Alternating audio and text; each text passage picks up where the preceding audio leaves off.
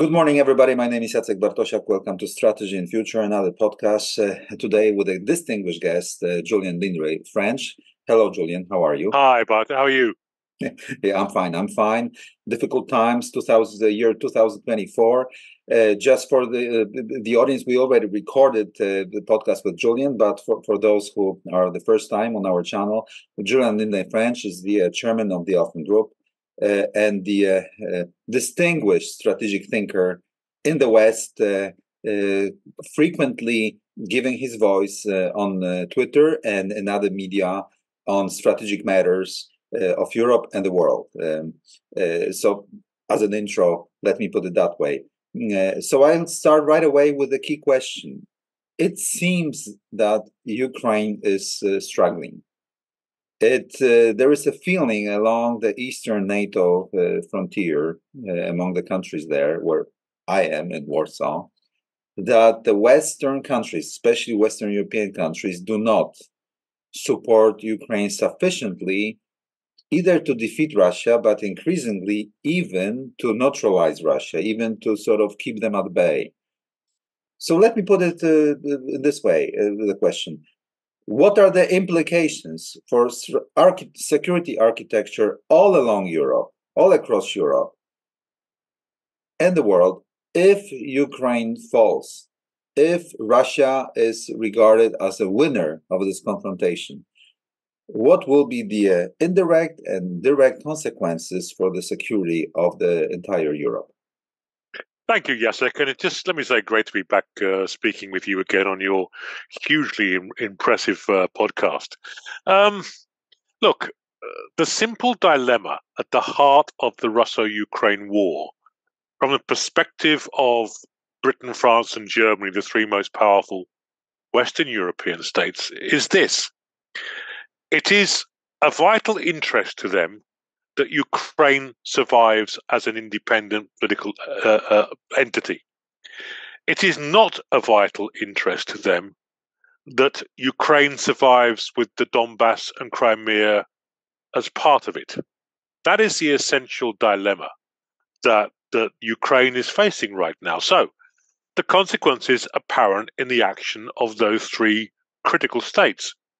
I might add, to some extent, also the United States. Yeah. Which is, we're giving Kyiv enough to stay in the fight, but we're not giving them anything like enough to prevail, to restore their 2014, let alone their 1991 borders. We're simply not. And that is why earlier this year, when there was much hype about the so-called Ukrainian counteroffensive, I was on the record earlier saying that this counteroffensive simply does not carry the weight, and it hasn't been given sufficient capability, 28 Western equipped brigades, to break through Russian defenses. Russian defenses that, for all their incompetence, have been markedly improved over the last year. So we have something like what we have today, which is a kind of First World War style Western Front stalemate, trench warfare, in which technology and humanity are being sliced up together. It is quite horrific. So Ukraine's fate really comes down to the clarity of objectives that the major Western powers agree should be the consequence of their efforts. And at the moment, there is no clarity, as I've said. And why is that so? Let's try to disseminate why isn't it so? Well, I'm about to publish a book with General Lord Richards, the former chief of the UK Defence Staff, called The Retreat from Strategy. And it goes into great depth about, from a British perspective, why this has happened. First of all, our political leaders do not think strategically. Okay. They confuse politics with strategy. Second, they confuse values with interests. They're still hoping that somehow Russia will see the error of its ways and we can all return to living in a peaceful pre-February 22nd order, which really wasn't that peaceful. So this is the self-denial behavior, right? The values will trump the interest, and the values are more important. This is what you want to imply, that the leaders have not been thinking about strategic interest for so long that they cannot digest it properly. They're not up to it. I mean, they come from a generation of people who never knew war. They never really knew the possibility of war. Those of us who had our formative years during the Cold War know what an existential threat looks like. I think Russia's genius, if you can call it that, evil genius, has been to create a war which on the face of it doesn't look existential to Western Europeans in particular, and certainly not to Americans, and yet implies a future existential threat. So in a sense, what our Western leaders are doing, whether it's President Macron, whether it's Mr. Scholz, whether it's Mr. Sunak, or even President Biden, is basically simply confirming all the prejudice that Vladimir Putin has about the West. We're soft, we have no strategic patience, we're not willing to face down any real threats, we can be bought off, and that if Russia just hangs on in there, Russia will at least get eastern Ukraine as part of the Russian Federation and intimidate the rest of Ukraine to remain within the Russian sphere of influence. This is a systemic existential challenge to the West. And whether it's willful or simple stupidity, our leaders are simply not up to understanding this. So are you suggesting that the game that the Russians are playing is, of course, broader than Ukraine itself, since they want to establish themselves as a non-removable European power, that for the balance of power, the Western countries need to accept, and in this way, Russia will have a say in crucial European matters? This is their strategic objective, and that our leaders in the West are underperforming to deny this objective. This is what you're suggesting, or this is my interpretation of your words? No, this is absolutely what I'm suggesting. I'm suggesting that the Russians are playing poker, and the Western Europeans are playing chess, which is a kind of reversal of roles given history. But never mind, that's what's happening. Putin wants to establish the new rules of the game, the great game, as we have a 21st century great game, and the Western Europeans, because of the European Union, like to believe it can all be done in terms of shared values, and that nasty things like balances of power and realpolitik, all the things that made Europe a very dangerous place in the past, they are indeed now part of the past. Putin is reminding us they are not. That the likes of Russia and China and India and even the United States still sees international politics as essentially driven by power in an anarchy, and therefore realpolitik and balances of power. And, I heard my own country's Secretary of State for Defense, Grant Shapps, speaking this week, and it was a classic example of this, what I would call defense derangement syndrome, where he was claiming that, Britain's spending more in cash terms than at any time in history, that we've built aircraft carriers and nuclear submarines. The simple truth is, Britain has a £17 billion defence black hole at the heart of its planning, and that the force has been hollowed out. The British Army is now so small it can hardly defend Britain, let alone NATO. And this kind of defence pretense is also apparent in France and Germany. And until these three powerful states, and with due respect to Poland, the British defence budget is about 3 times as big as the Polish defence budget. Until these three powerful states wake up and face the world as it is and not as they would like it to be, then I'm afraid this kind of nonsense will intensify the danger. I would suggest to you, Jacek, that the greatest danger that the Europeans face is not Putin, although in time it could become. It is this defense pretense from which our leaders suffer. They produce endless strategies, endless Zeitenwende, endless program, as the French would call it, But in fact, they deliver very little in terms of what is needed to deter the likes of Putin in the 21st century. I fully agree, but let's move. Let's make a step forward. But what does it mean for the future? What will the future could bring in terms of danger or maybe war upon Europe? What happens if there is a sort of a wicked truce in Ukraine? And Ukraine is a sort of a falling, crushing country that cannot deliver economy properly.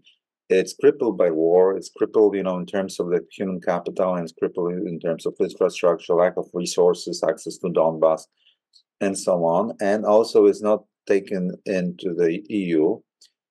And there are 2 more years. Putin is still not satisfied because he's not at the table, in European matters.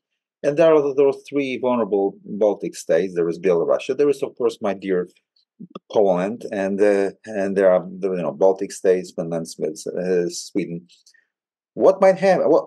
What because what I'm saying is, what I'm suggesting is, the audience has been used to having this war in Ukraine, having this war in Ukraine, but I think they don't grapple, they don't understand that the war might, I think, come to them.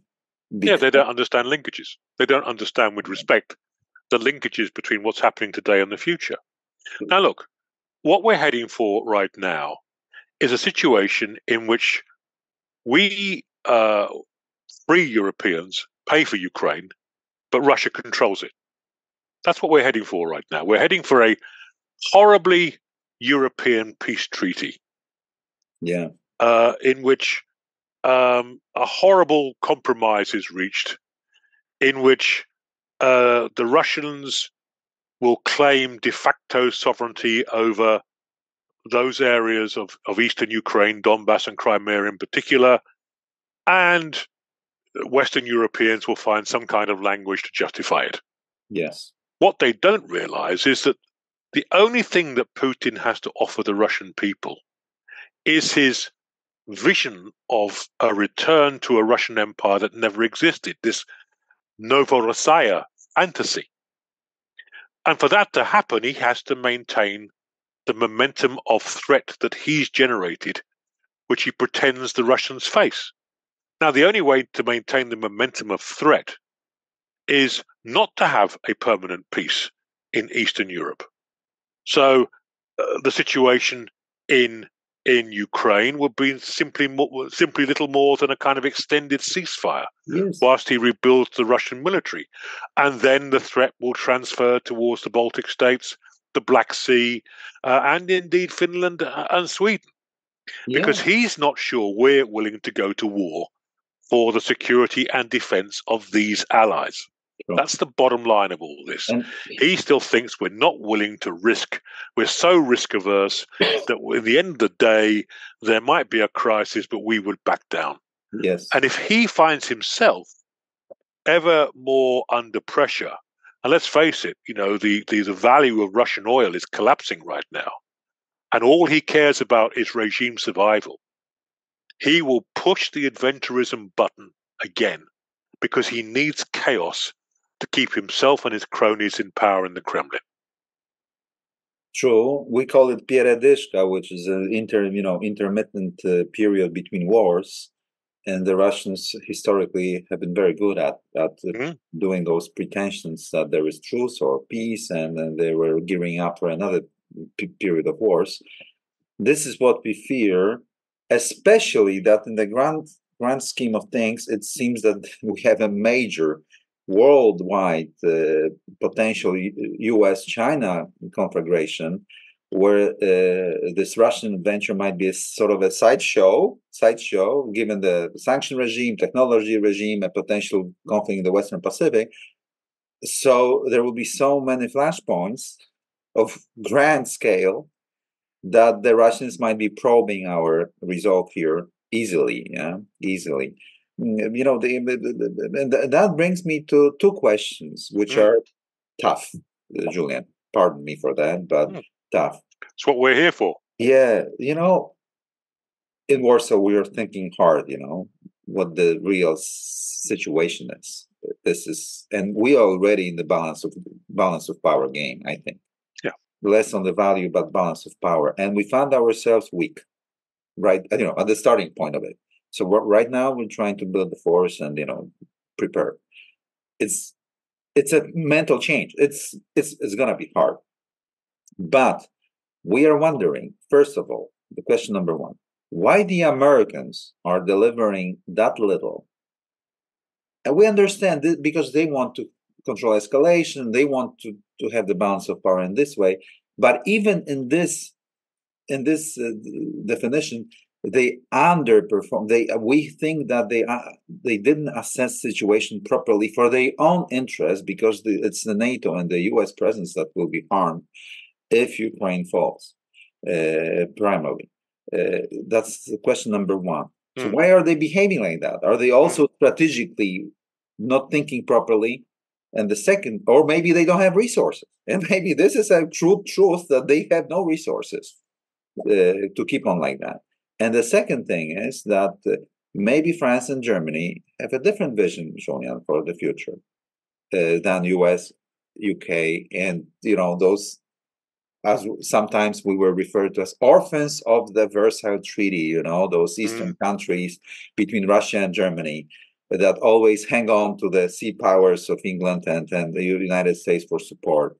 And because we are the anchor of NATO, but maybe France and Germany really want to have this free trade, Eurasian trade, peace and prosperity with Russia and the resources of Russia, the buffer zone of Russia, this Nord Stream thing, and easy life. Maybe there is an underlying the trend there. What do you think? I know these are tough questions, especially. They're great questions, Jacek. They're great questions. I mean, take the Americans first. Let's break that down. What we have is a very European administration in the White House. It's very domestically focused, and the Americans face big domestic issues in their cities that they understandably wish to focus on. After all these years of grand strategic engagement the world over, they've got a lot to fix. They've got a lot to fix in their society. They've got a lot of to fix in their infrastructure. If you look at the demographic of the Democratic Party in particular, these are not the internationalists of the past. These are people focused on US domestic politics.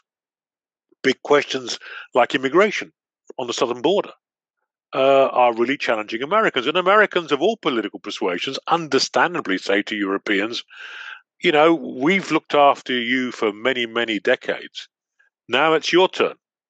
Because the bottom line is we can't be strong in the Indo-Pacific, in Europe, in the Arctic, in the Middle East, all the time, everywhere, unless you pull your finger out. And they're right, by the way. Yeah. I call this the Doha effect. You remember when President Trump negotiated, entre guillemets, as the French would say, with the Taliban in Doha for the withdrawal from Afghanistan. He didn't negotiate. He just gave Afghanistan to the Taliban. And Biden confirmed that. And basically what the Biden and Trump administrations are saying, we're not getting involved in these kind of wars anymore. And so there's a profound split, which you've seen in the Senate over the agreeing an extra military aid package to Ukraine over the Christmas period. There's a profound split in both the Democratic and Republican parties about what role America should play in the world, particularly in Europe. Because there's a split, there's no clarity. There's no sense of purpose. And if the Americans lack a sense of purpose, the Ukrainians suffer. That old saying that when the Americans sneeze, Europeans catch a cold. Well, this is happening. Now let me turn to France and Germany. Well, first of all, France and Germany don't agree. The French want l'autonomie stratégique. They still hanker after this kind of Gaullist view of a Europe standing alone, led by France, strategically autonomous, independent, that can act on the world stage as Europe. Well, but the problem is that no one wants to follow France, least of all Poland, for obvious historical reasons. The Germans, on the other hand, they're a mercantilist power. They just want trade. They just anything that disturbs trade, their export-led economy, they don't like. So they're willing to do a relatively small amount when it comes to preserving sea trade lines, sea lines of communication. This is why Germany supported the Anglo-American attacks on the Houthis in Yemen and not the French. The Germans did it because they want those sea lines of communication preserved for reasons of trade. But the Germans have no strategic vision at all. They have no sense of how strategic events lead to wider effects. They see everything as the here and now. And the Americans, the Biden administration, for all its many strategic failings, has become utterly frustrated. They quietly hoped, because Biden is no friend of Britain, Biden had quietly hoped that Germany could replace Britain as the special relationship in the Euro-Atlantic axis. They've given up. For all Britain's failings, it's still the Brits with the intelligence, with other capabilities, that when it comes to the crunch will always be there. That's why last night 4 RAF Typhoons flew thousands of kilometers across the Middle East from Akrotiri in Cyprus to attack Houthi targets. Again, it's the Brits with their ships and their aircraft who are standing by the Americans. The problem is the Brits really can't bring that much to the table anymore. So the Americans find themselves overstretched. Now, you talked, Jacek, about Putin being, his ambitions being a sideshow. At one level, they are. But imagine this. If Russia and China are undying strategic partners, and China, as Xi said in his New Year speech, will unify Taiwan with the People's Republic somehow, at some point, then surely what Putin offers Xi is the ability to stretch the Americans thin the world over at China's convenience by creating multiple simultaneous crises in multiple theaters. Now, the Americans are saying quietly to Europeans, look, we know what they're trying to do. It's up to you Europeans to take the pressure off us by being effective in and around Europe. And if you do that, we will preserve the security guarantee to the Baltic states, to the Finns and the Swedes, and to Poles. But if you don't, then we can't guarantee that will always be the case. And that's where we're at, and that's what Putin is hoping to exploit. Sure. In grand strategy terms, I increasingly think of Halford Mackinder thesis. Compare Imperial Japan and Hitler's Germany. These were weaklings, not connected, not neighboring, without resources, without food. And the war lasted that long, while right now we have Russia and China pressing on the rimland of Eurasian landmass with so many flashpoints from, as you said, Finland and Baltic states, so Ukraine and Houthi, even who knows who gives them money and instructions, and even this Taiwan thing. The Americans are stretched thin, but Ukraine is a critical flashpoint for the balance of power in Europe, and Poland is a critical flashpoint for the balance of power in Eurasia, in Mackinderian terms, which I think apply. I'm increasingly sure that the Chinese are thinking along those lines. And this is a special compliment to you as a British representative, let me put it that way. The reference to Mackinder. His theory still works in that respect.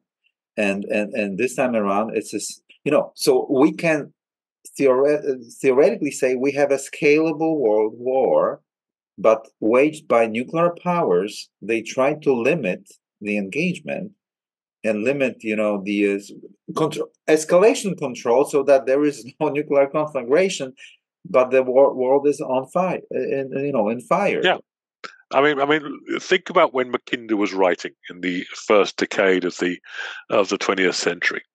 Think about what Britain, and he was considering the future of the British Empire. And what was Britain doing? Britain, when Wilhelmine Germany began to emerge in the 1890s, as a transformative power in the heart of Europe, Britain was faced with a dilemma, which the Americans face today: how to preserve the home base, how to defend the sea lanes of communication to India through the Suez Canal, and the solution that Britain came up with in 1904, in fact, was a treaty with Japan that turned Japan into a naval power with British military technology. Sure. Many of the ships that took part in Tsushima, Battle of Tsushima with Russia, and indeed in World War II, were either British built or British designed, because we needed Japan to balance Russia and Germany at the time. Now, in the end, we had a triple entente with Russia to balance Germany. That collapsed, as we know, with World War I. And you had Jackie Fisher, who really regrouped the fleet, yeah? Well, he turned the Royal Navy from a global fleet of frigates into the Grand Fleet, which defeated the High Seas Fleet in 1916 and maintained the blockade. But we built the Grand Fleet at the expense of the Imperial Fleet. Yeah. And it marked the beginning of the end of the British Empire. Of World War I very much did that, and the emergence of first America and then Russia as powers. So we are seeing this Mackinder-esque center and periphery. The problem is the Americans are now dealing with at least 2 centers, possibly 3, and many peripheries. Yeah. So how do you generate effect and influence in all those areas simultaneously? Well, you need not only a grand strategy, but you need instruments of power across diplomatic, informational, military, technological, economic. The Americans have the capacity to do that, but they lack the strategy. The Europeans lack both the strategy and the capacity to generate instruments of power that are credible. So the result is that nuclear weapons, when Oppenheimer first demonstrated the atomic bomb at Los Alamos in 1945, far from making war too dangerous for humanity, has now made war safe for the use of conventional military power, because the likelihood of nuclear warfare is still so horrific that no one's really going to go there, especially nuclear powers. But at the same time, it has created a space for those with significant conventional military capability to use it against those that don't have significant conventional military capability. That is why the defense pretense of countries like Britain, France, and Germany has helped create the conditions for Putin to invade Ukraine. Because he saw a weakening America, he saw your Western Europeans who really don't care that much about what happens in your part of the world, as long as it doesn't affect them. They might talk about it as they do, but they don't. They saw a Britain which had a nuclear deterrent and sits on an island, and no one's really going to attack Britain because it could nuke Russia if it was attacked. Not really engaged post-Brexit in European security and defence, for all the rhetoric to the counter, to the contrary. So you have this convergence of incompetencies in Moscow, Berlin, Paris, London, and Washington, which has created this very dangerous situation with which you Poles, our Baltic friends, Ukrainians, and others must cope. It is a tragic Mackinder-esque disaster. True. And also increasingly we have this vacuum of power in our region, the Kindleberger trap. I was thinking the scholars call it that way. And that we need to step up. Of course, Poles have the guts to step up. Maybe we don't have technology, but in terms of resolve and the society's forces, if our strategic culture were more mature in terms of organizational, skills, that might help. But in terms of the society resolve, it's there, and it lacks in the West. So that's a good sign. But increasingly we see and we look not to the collective defense as a sort of security measures, but we're on the lookout for B-party arrangements. if Ukraine were standing stronger and had the proper military, we would be thinking about allying with them. We are thinking about allying with Sweden. Just like, we were watching closely, your prime minister came over to Kiev and signed this treaty, whatever, the agreement. We are thinking hard what it really means. What it means. Is this a new era of, bilateral deals for security measures? What it means if the remote UK signs something with Ukraine at war? How we distill the words that are there. What does that mean? Maybe I can tell you what it means. It means Sunak looking strong in an election year when he's unlikely to be re-elected. That's what it means. I mean, in London these days, everything is reduced to politics, not strategy. It's the short term. But then I have a question for you, Jacek, given the logic of your argument. If you don't trust, understandably, the Germans, the French, and the Brits to really be there, or even the Americans in a real crisis, and given the logic of your defense policy, which I've looked at quite closely, the next step would be to discuss Poland having nuclear weapons. True. Would you go down that path?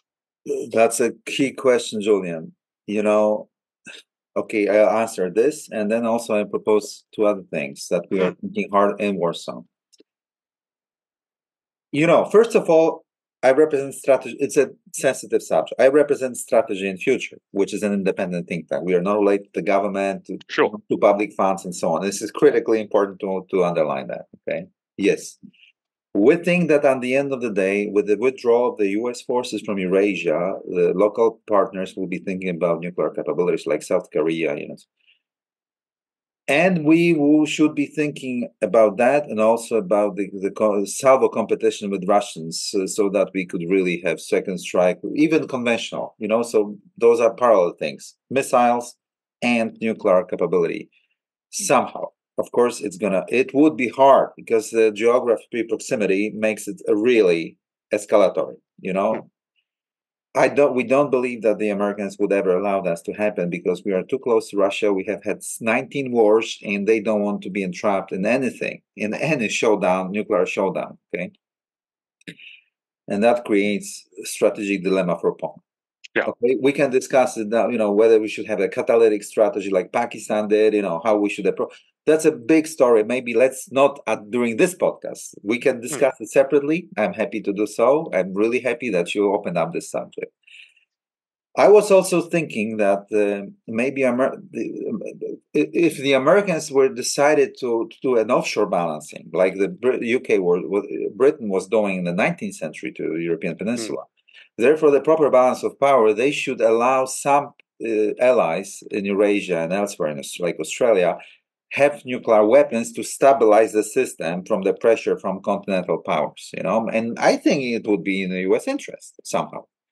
But that would kill the 80 years long tradition of non-proliferation in the US strategic establishment. But I'm sure that Turks are thinking hard, Ukrainians are thinking about it, and maybe at Strategy&Future, we're going to have a simulation next week, internal simulation, how this would play out in terms, what the Americans would allow it now. But one critical thing is, this is Strategy&Future, okay? Our government, our political elites have been living in times of beautiful geopolitical weather, okay? After the collapse of the Soviet Union. They have tough times to understand even the realities of war, non-value but interest-driven security arena, and not to mention nuclear weapons, Julian. I hope they will deliver the proper modernization of the military. Do you know what I mean? I know exactly what you mean, but Jacek, take this. The greatest cause of lowering the threshold of nuclear use in Europe, whether it's free-fall American B-61 bombs or the Anglo-French nuclear deterrent, are weak conventional forces. Yeah. If your conventional forces are so weak they're overrun quickly, then it is you, i.e. us, who are responsible for lowering the nuclear threshold. Now take my own country. If you look at our defense budget, the nuclear deterrent really works out about 6% of the defense budget every year. But it's 64% of the new defense equipment budget. Why? Because we're building 4 Dreadnought-class bespoke ballistic missile submarines for the next generation, which will be ready in the 2030s. So the problem is, on the current defense budget and the way that Britain spends money on defense, and the same goes for France, Britain can either be a credible nuclear power or have a credible deployable military conventional force for the defense of NATO, but it can't be both. And the same goes for France. So, in a sense, you have that stabilizing offshore second and third decision-making center nuclear system in Europe already. But neither Britain and France can afford everything that they need to remain credible. And the reason is, think out to the 2060s when the next generation French and British nuclear submarines will be operative. That's likely to see an explosion in underwater drones with high sensors, making it very difficult to hide big bespoke nuclear submarines underwater. That kills the assured second strike. Now, having nuclear weapons is not the end objective. The end objective is assured second strike. That means that the likes of Russia, whatever they did with their nuclear weapons, they'd always be struck by the West. So there's a debate opening up with emerging and disruptive technologies as to whether building bespoke ballistic missile submarines at great cost is in fact going to preserve a credible deterrent. We're going to have to rethink deterrence. Sure. And it's that I would suggest is where we need to go intellectually to consider cyber information, conventional force, nuclear force. How on earth do we deter an adversary like Russia, given its vulnerabilities? Sure. What do we do to exploit Russia's many weaknesses? Those are the questions our leaders should be asking right now, not how much threat can we afford, which is the prevailing view in Western Europe. True. Also, at Strategy and Future, we have been, proposing to Polish broader audience and the political elite that we should start pondering about deploying Polish troop deployment in the Baltic countries. To Corbert's concept of fleeting being, against Kaliningrad and Belarus, because if we move offensively, we can really threaten. I mean, we can create the operational and strategic dilemma for Russians in Belarus and Kaliningrad, but we need to jettison this old-fashioned reactive stance. Okay. Yeah. We also have had 19 wars. Poles were really prolific in thinking how to fight wars with, and we are undusting old books. Okay, at Strategy and Future, all the Polish strategic thinkers from 500 years ago. We could have light deployable forces that move along the long periphery of Russian empire, Russian state, create sort of the operational dilemma. We could start thinking offensively. We could have special operation forces. We could train the independent Belarusian army in Poland to have a say in the Belarusian matters, so that the Russians do not feel safe, that they are set the terms of everything there. And we have a lot of immigration there. They want to do it. It's a don't even think about it strategy. I mean, it was Mahan rather than Corbett who believed in the fleeting being. Corbett was the frigate imperial policing man. But your point is essentially correct.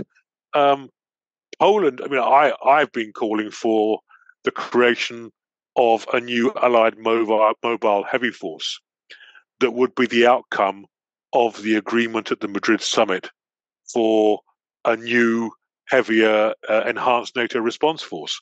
Now, we need 50 or 60 brigades, rapid reaction, rapid mobile, air mobile, sea mobile brigades to make that credible.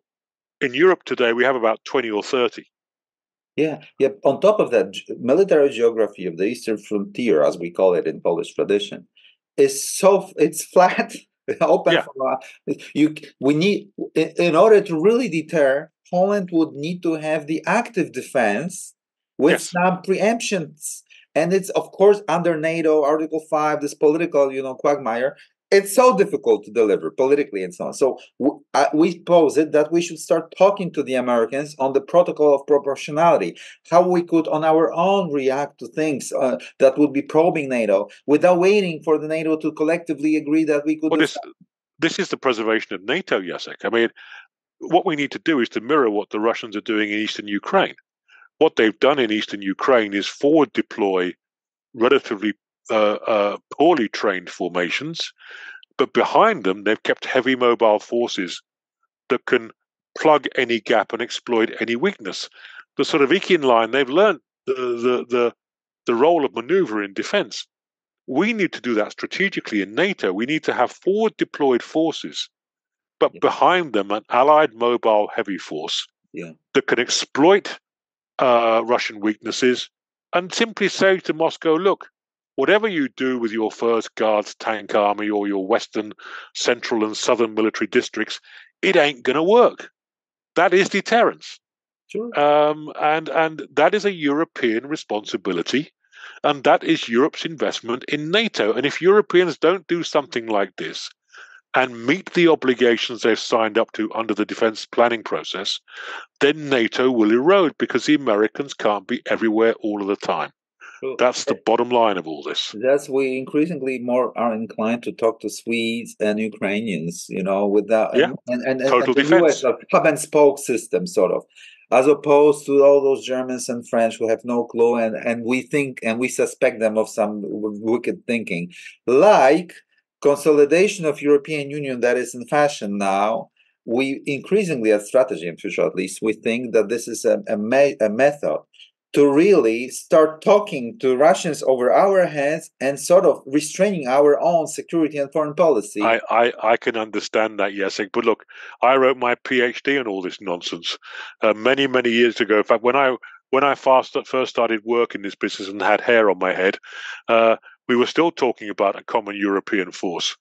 It's never going to happen because to have a common European force, you need a common European government. You're not going to have France and Germany in charge of a large number of forces from people who've given their forces to France and Germany. They're going to demand a say. So, it's a lot of it is just this old French Gaullist dream that France can run Europe. I mean, they've been watching that movie Napoleon perhaps a bit too much. And the Germans want a quiet life. So at the end of the day, it's still going to come down to those countries like Poland that have the will and the power. And it's up to Europeans now to recognize the Americans might not always be there. And all we Europeans, including us Brits, who are a key player in this, because when we do get our act together, we're quite impressive, to start coming together to build a European conventional defense which is credible in deterring Russia in whatever form it takes. Because at the moment, the Russians think they're winning, and there is nothing worse than a Russia that thinks it's winning. True. Let's end now. It's a perfect summary of our conversation, which it was great. I really can't wait to have another one with you. Thanks, Jacek. Always a pleasure. Thank you very much. Julian Lindley-French was our guest today. Thank you. Stay with us at Strategy and Future.